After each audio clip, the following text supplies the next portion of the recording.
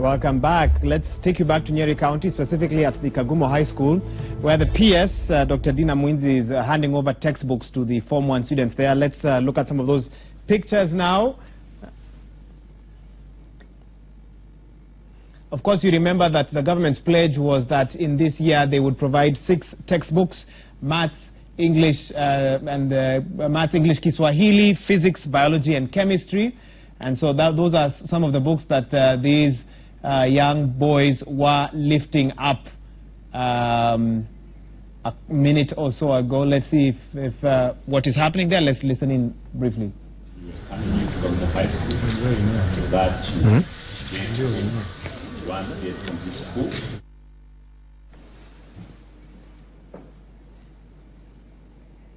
Okay, that's what was happening, or what is happening now, rather, at the Kagumo High School. That function is still going on. If anything else takes place there, we will bring those images to you. But let's now go to Eldoret, Uasin Gishu County, to talk to John Wanyama. He is about to conduct an interview with the head of regional blood transfusion at center based there, Thomas Rotich, to talk a little bit about blood supply and so forth. Wanyama, what can you tell us from Uasin Gishu?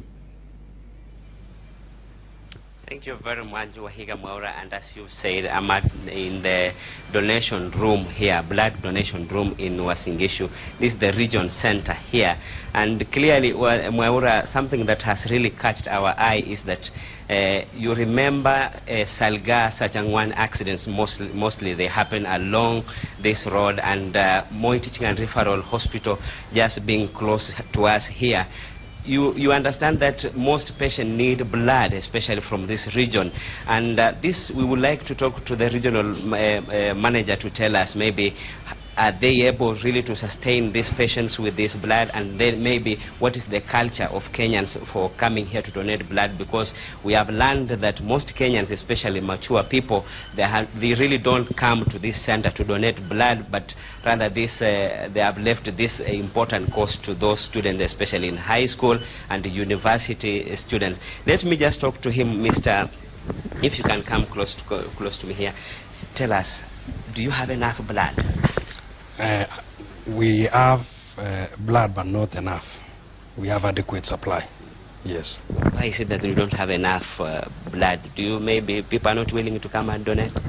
Yes, most of our adult population, we really wish that they could come and donate blood, but we rely so much on the secondary school going students and universities and colleges. Yes. How many pints of blood do you get in a day, and what is the demand so far in this region? And what do you cover North Rift as an entire region, or just in Eldoret town? No, we cover all of North Rift and parts of Western, which is Bungoma County. Yes. What is the demand that we require per day is around 140 units, but we achieve around 60-70 per day. Yes. What is the demand for the blood, especially in this region? We require around 3,000 per month, units per month in this region. Yes. But I understand also that you are the best station, especially for collecting blood around. Maybe why are you the best in the country? Okay. It is the support that we receive from our hospitals, our major hospital, which is Moi Teaching and Referral Hospital. They really give us maximum support, maybe from staff, financial assistance.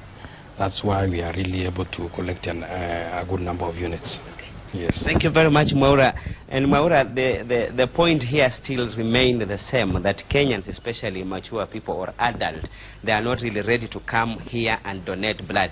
A few whom you can see here, Maura, if I can just show you briefly, those who have lined up here and they are now donating blood, like this young lady here, you will understand that she have come to this donation room just to donate blood. Mama, mbona umekuja kutoa damu siku hii leo? Nimetoa damu kwa sababu nimeenda hospitali, nimeona watu wanateseka na nimejua hakuna effect kwa kutoa damu, so nimekuja kusaidia watu wengine.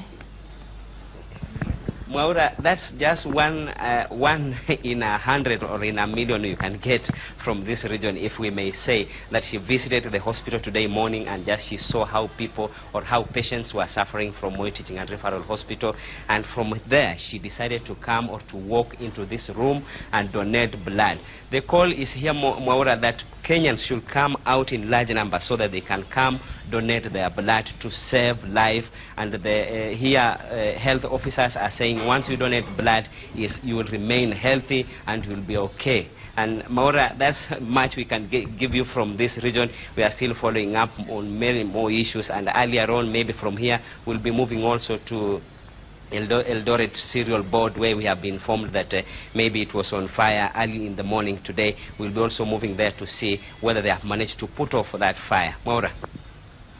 Information about that fire that you've indicated happened, and also kudos to that lady who, after donating blood, was able to do that interview. Wanyama, I hope you're also going to do the same donation there, and I hope you'll have the same energy to continue with the work that you're doing after doing that. Thank you, our John Wanyama, giving us that update from Uasin Gishu County.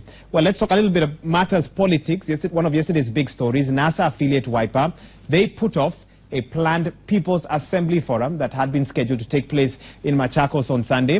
This move by Kalonzo Musyoka's party, which cites an unresolved dispute with ODM over the sharing of parliamentary leadership slots, could put plans for Raila Odinga's inauguration in disarray. Stephen Leto recaps for us the details around what took place yesterday.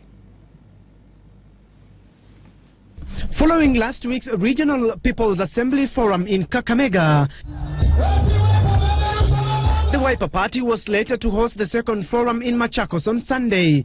Okay. Party's National Executive Council resolving to put off the forum until disagreements with NASA affiliate ODM are resolved. Sources say that during the meeting chaired by Kalonzo Musyoka, the leaders took issue with what they termed as unfair sharing of House leadership slots within NASA.